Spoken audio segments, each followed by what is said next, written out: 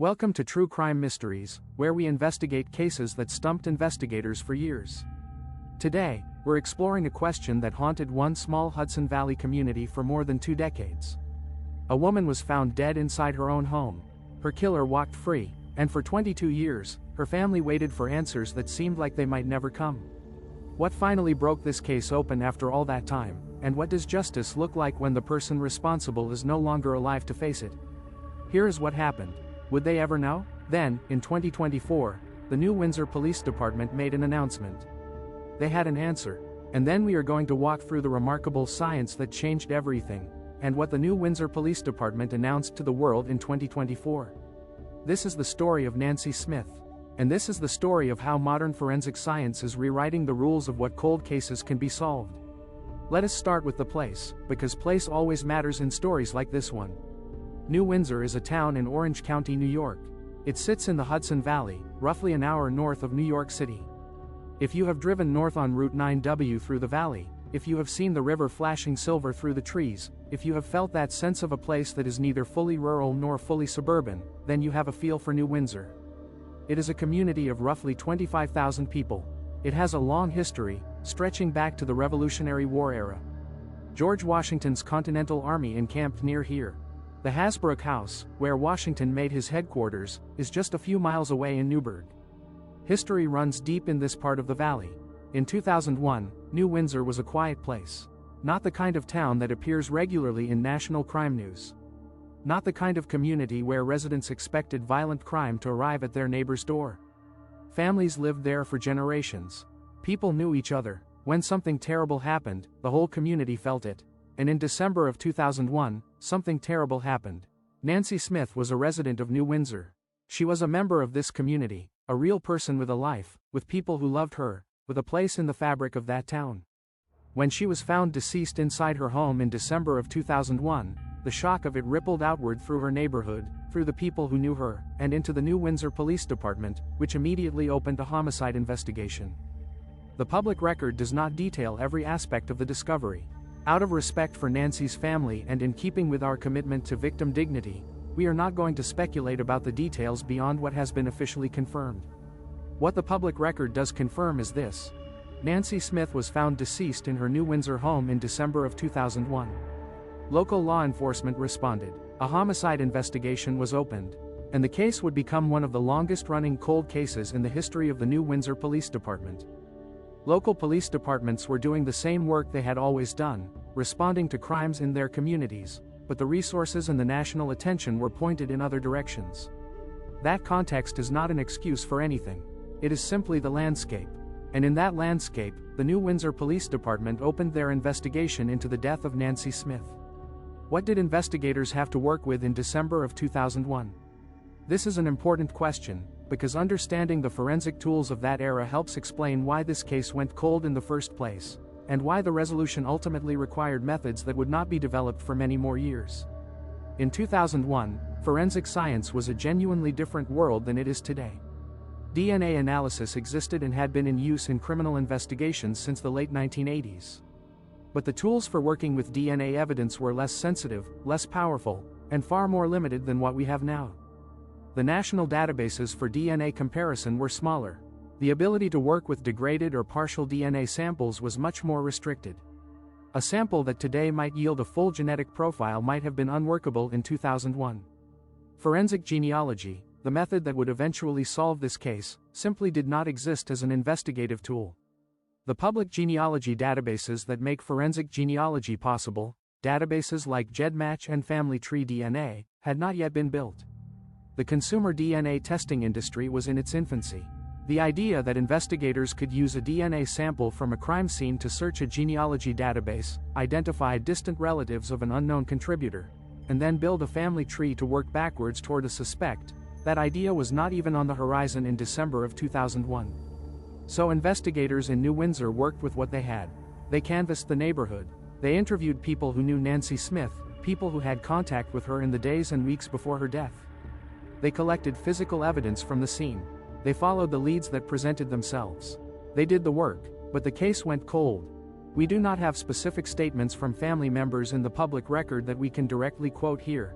but we know what cold case families experience because advocates, researchers, and journalists have documented it extensively over the years. The grief does not move forward the way it might in a case where there has been a conviction, where there has been a trial, where there has been some formal acknowledgement by the system that this person's life mattered and someone has been held accountable for ending it. In a cold case, grief freezes. It sits alongside the unanswered question, and the unanswered question keeps it from healing. Every year that passed was another year without answers for the people who loved Nancy Smith. Every December that came around was another anniversary of her death, and another year in which her killer had not been identified publicly. Her story, like so many cold case stories, risked fading from public consciousness even as it remained absolutely central to the lives of those closest to her. According to data compiled by researchers and cited in numerous news reports over the past decade, there are tens of thousands of unsolved homicide cases in the United States. The Murder Accountability Project, a nonprofit organization that tracks homicide data, has documented that homicide clearance rates in the United States dropped significantly over the latter decades of the 20th century. In 1965, law enforcement agencies cleared roughly 90% of homicides. By the 2000s, that clearance rate had dropped to somewhere around 60% or below, depending on the jurisdiction.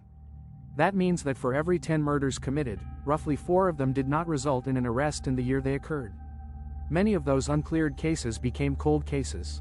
And cold cases, by their nature, demand resources that small and medium-sized police departments often struggle to provide. Detectives are busy with active investigations. Budgets are limited, and the passage of time makes many forms of evidence more difficult to work with, not less. There was, however, a shift beginning in the 2010s. A national conversation about cold cases, driven partly by true crime media, partly by advocacy organizations, and partly by the development of new forensic tools, began to change the landscape. Police departments across the country began to dedicate resources to cold case units. Some states created specialized cold case squads. And the emergence of forensic genealogy as an investigative tool, beginning in earnest around 2018 with the high-profile arrest of the Golden State Killer, suddenly opened doors that had been closed for decades. The new Windsor Police Department, to their credit, appears to have been paying attention to these developments. The public announcement they made in 2024 credited renewed cold case review efforts and modern forensic methods for the resolution of Nancy Smith's case. That language tells us something important. Someone decided, at some point, that this file deserved another look. That the evidence that had been collected and preserved in December of 2001 was worth re-examining through a modern lens. That decision changed everything. But what we know from the general context of the case, specifically that DNA analysis played a central role in identifying the suspect, is that biological evidence was collected at the scene and maintained in a condition that made future DNA analysis possible. This is not a small thing. Evidence storage in a criminal investigation requires careful adherence to protocols. Biological evidence in particular is sensitive. Improper storage, improper handling, chain of custody errors, these things can render evidence useless or inadmissible. The fact that the new Windsor Police Department, according to their own public announcement, was able to use forensic analysis decades later is a testament to the fact that the original investigators did their job carefully, even if they could not have known at the time exactly what future technology would be able to do with what they collected. Think about that for a moment. A detective in December of 2001 collected evidence from a crime scene, documented it, logged it, stored it correctly, and handed it off to an evidence system that maintained it for more than 20 years. That detective may or may not have known that the tools to analyze that evidence fully did not yet exist. But they did their job anyway. And because they did, the case was solvable in 2024. A retired detective who worked a homicide that went cold may have that case in the back of their mind for the rest of their career and into retirement. They follow developments in forensic science.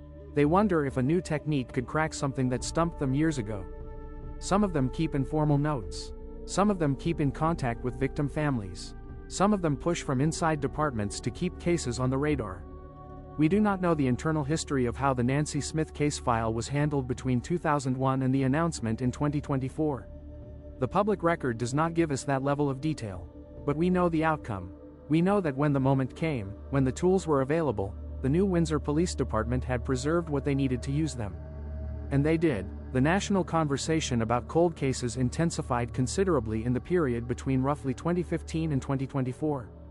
True crime as a cultural phenomenon exploded. Podcasts, documentary series, YouTube channels, all of them drew public attention to unresolved cases in ways that sometimes generated real leads. Victim advocacy organizations grew more sophisticated. Legislation in several states created new requirements around cold case review. And then came the genealogy revolution.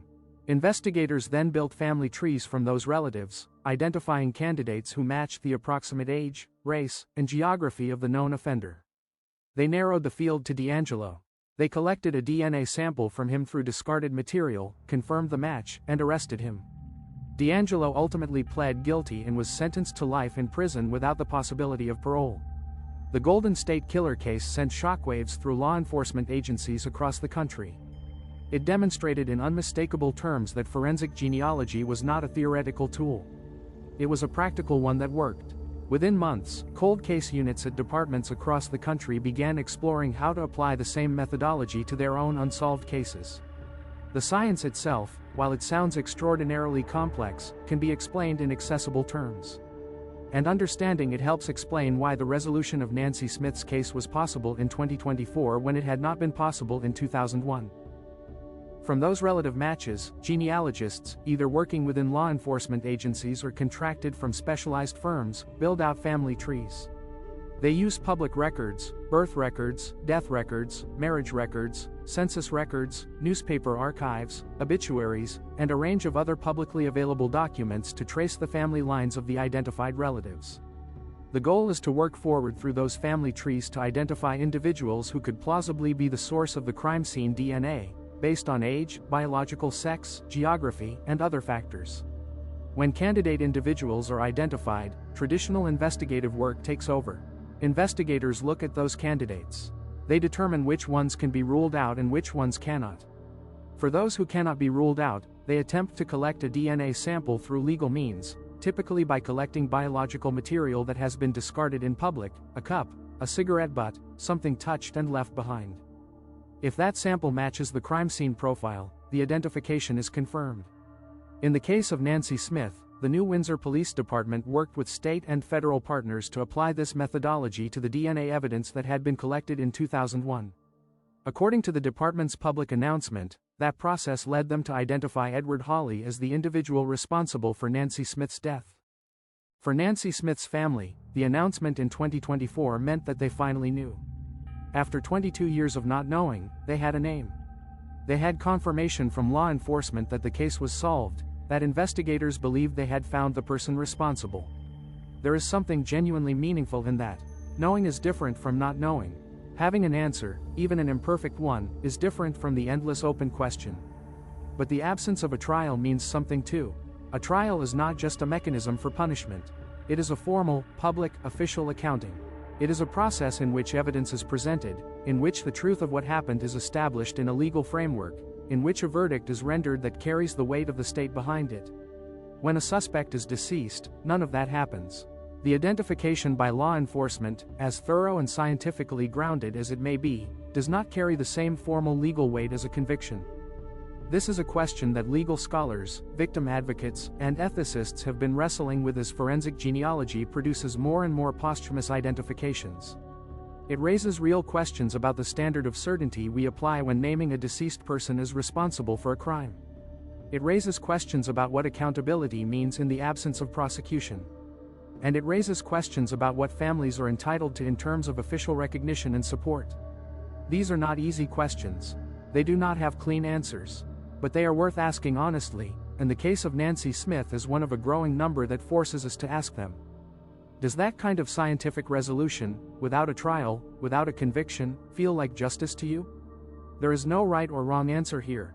This is a genuine ethical question that society is still working through. Tell me what you think in the comments. Your perspective matters, and the conversation around cases like this one needs more voices in it. The announcement was made publicly, which tells us that the department made a deliberate decision that the public and Nancy's family deserve to know the outcome of the investigation, even in the absence of a prosecution. That decision to go public is itself worth noting. Not every department chooses to make public announcements about cold case resolutions when the identified suspect is deceased. Some departments are cautious about legal exposure or ethical concerns around naming individuals who cannot defend themselves in court. The fact that New Windsor chose to announce publicly reflects a judgment that transparency, and the closure it might offer to the victims' loved ones and to the community, outweighed those concerns. The coordination with state and federal partners mentioned in the announcement likely reflects the specialized nature of the forensic genealogy work. Local police departments, particularly in smaller communities like New Windsor, typically do not have in-house forensic genealogy capabilities. These investigations require access to specialized genealogy databases, trained genealogists who know how to build family trees from DNA matches, and often the involvement of state crime laboratories or federally contracted forensic firms.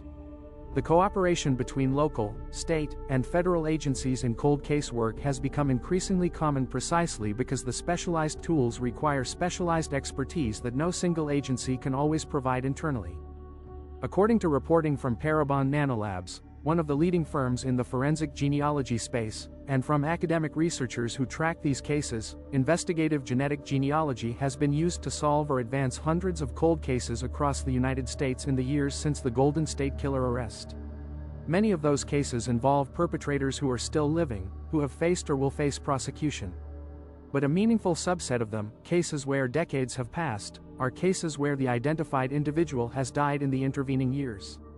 When investigators build a family tree, confirm a DNA match with a deceased person through samples from living relatives or through records, and arrive at the conclusion that the responsible party is no longer alive, they face the unique and difficult situation of having solved the crime in a scientific sense without having any path to the courtroom. This pattern has raised questions about how departments communicate these findings, what resources and support are provided to victim families when prosecution is not possible, and whether there should be some formal legal or governmental mechanism for acknowledging such resolutions beyond a press release. These are policy questions that legislatures, law enforcement associations, and victim advocacy communities are actively working through. Cases like Nancy Smith's are part of the data driving that conversation. The investigators who worked on this case over the years, the original detectives in December of 2001, the department personnel who preserved the evidence through the intervening decades, the cold case reviewers who decided this file deserved another look, and the forensic specialists who applied the genealogy methodology, all of them contributed to an outcome that mattered. They did their jobs. In some cases, they did their jobs under difficult conditions, with limited tools, and without knowing whether their work would ever produce a result. The New Windsor Police Department, in their public announcement, credited the work of investigators across these years and the cooperation of partners at the state and federal level. That credit is appropriate. The resolution of a 22-year cold case does not happen by accident. It happens because people made decisions, sometimes small and unglamorous decisions, to do things right. To store evidence properly, to review a file again, to make a call and ask for help, to keep going. That is not something we want to gloss over in our discussion of the science. The science is remarkable, but the science only works if the humans around it do their part. There is a persistent awareness that violence arrived here once and its source was never fully accounted for. For some people, that awareness is more acute than for others. For people who knew Nancy personally, the absence of resolution was part of their ongoing grief. When the New Windsor Police Department made their announcement in 2024, they were not only giving an answer to Nancy's family. They were giving an answer to the community. The statement that this case has been solved, that investigators have identified the responsible party through modern science, closes something that had been open for a very long time. It does not undo the loss. Nothing undoes that, but it changes the nature of what the community carries. When a department publicly demonstrates that cold cases can be solved, that the passage of time does not necessarily mean permanent mystery, it sends a message to other families with unsolved cases. It says, "We are still working. The tools are getting better. Your case may still have a resolution waiting for it." That message is not insignificant. There are families across New York State, and across the country, who are watching cases like Nancy Smith's for exactly that reason. They are tracking the progress of forensic genealogy. They are hoping that what worked in New Windsor, what worked in California with the Golden State Killer, what worked in dozens of other jurisdictions across the country, will one day work for them. And statistically speaking, for many of them, it will. The pipeline of cold cases being re-examined through forensic genealogy is substantial. The technology continues to improve. The genealogy databases grow larger every year as more people submit consumer DNA tests. Each new person who uploads their DNA to a genealogy database potentially becomes a bridge that investigators can use to identify an unknown DNA contributor in a crime scene sample. The cumulative effect of millions of people participating in consumer genealogy is that it becomes incrementally harder for a DNA profile from a crime scene to have no relatives in the database. This is a remarkable societal development, and it raises its own set of ethical questions about privacy, consent, and the appropriate use of genealogy databases. Those debates are ongoing and important, but from the perspective of cold case resolution, the impact has been undeniable. This is standard practice in responsible victim-centered law enforcement communication, and it reflects an understanding that the family's needs come first. The family deserved to know privately, to have time to process the information, to ask questions, before the news became public.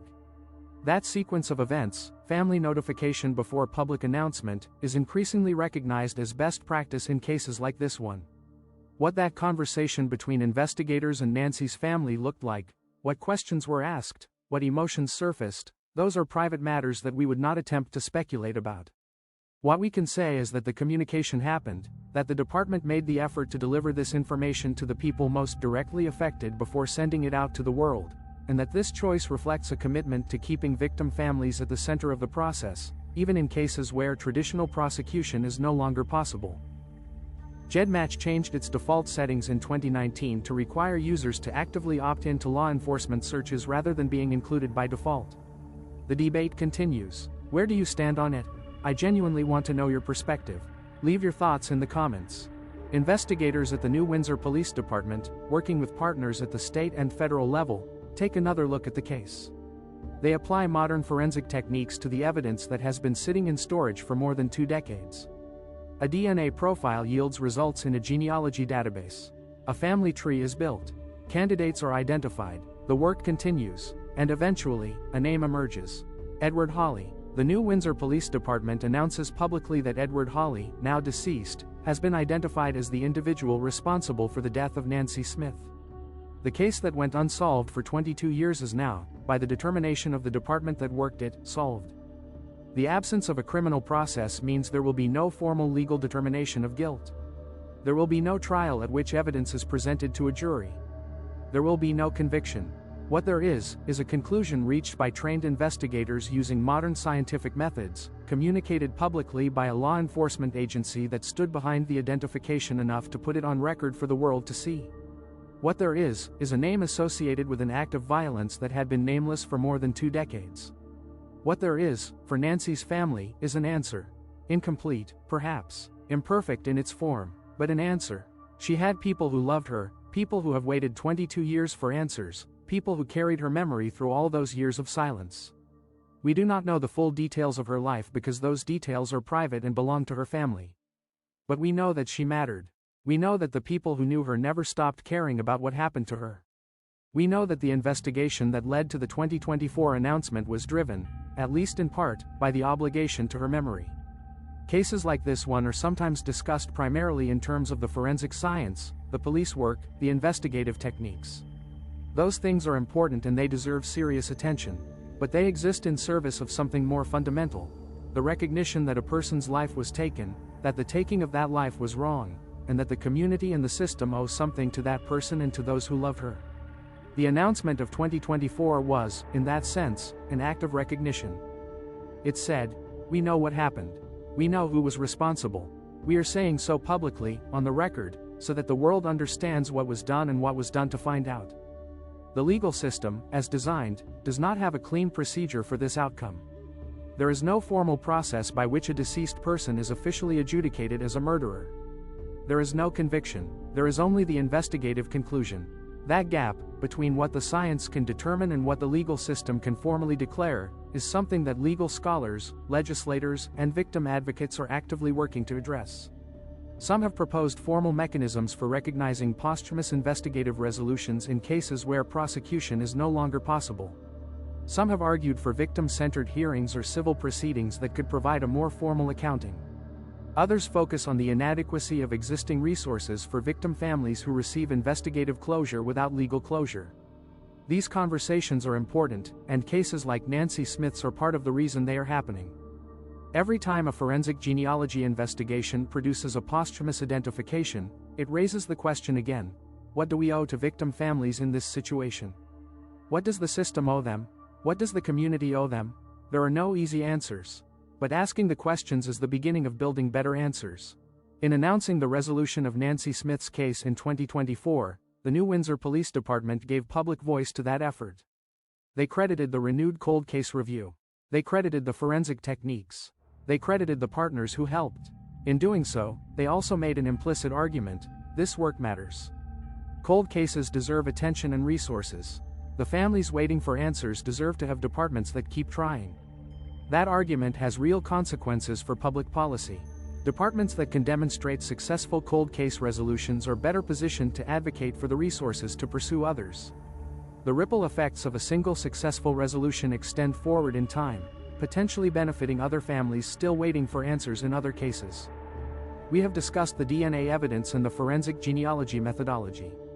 We have discussed the public announcement by the new Windsor Police Department identifying Edward Holley as the individual responsible for Nancy Smith's death. And we have been careful throughout this episode to note that Edward Holley is deceased, that no prosecution was possible, and that the identification reflects an investigative conclusion rather than a legal conviction. We want to be clear about why we are careful to make that distinction consistently. It is not because we doubt the quality of the investigative work. Law enforcement agencies in cases like this one do not make public identifications casually. The methodology of forensic genealogy, when properly applied, produces results with a high degree of scientific reliability. The departments and agencies involved in these cases understand the weight of what they are saying when they name someone publicly. But in our treatment of cases on this channel, we maintain the consistent principle that legal guilt is established by a court of law, and that in the absence of a conviction, our role is to report what authorities have stated publicly and to engage thoughtfully with what that means, without rendering independent verdicts. This case has a resolution in the investigative sense. It does not have a conviction. We have tried to honor that distinction throughout. Because Holley is deceased, no criminal prosecution is possible. The announcement was made publicly to provide closure to Nancy Smith's family and to the community of New Windsor. The case is now listed by the department as solved. The forensic and investigative work that produced this resolution drew on evidence collected and preserved by the original investigators in December of 2001, and was completed through a renewed cold case review using methods that did not exist when the crime occurred. This case is one of a growing number of nationally significant cold case resolutions achieved through investigative genetic genealogy since the method came into widespread law enforcement use following the 2018 arrest of the Golden State Killer. Nancy Smith's case is part of a larger story about how modern science is transforming the landscape of cold case investigations, and about the complex questions that arise when investigations produce answers that the legal system was not designed to formally process. It is a story about the endurance of victim families, the dedication of investigators, and the extraordinary capabilities of technology that is reshaping what we thought was possible. This community is thoughtful and engaged, and conversations about cases like Nancy Smith's deserve to happen in a serious, respectful way. We go through every comment, and your perspective genuinely contributes to how we think about the cases we cover.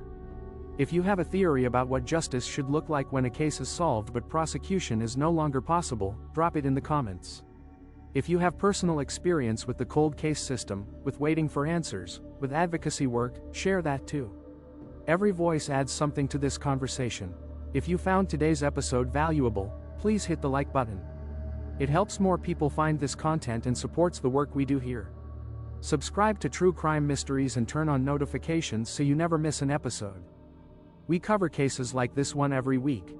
Cases that push the limits of investigation, cases where modern science rewrote what was thought to be possible, cases where families finally got the answers they had been waiting for, and cases where the answers are still coming.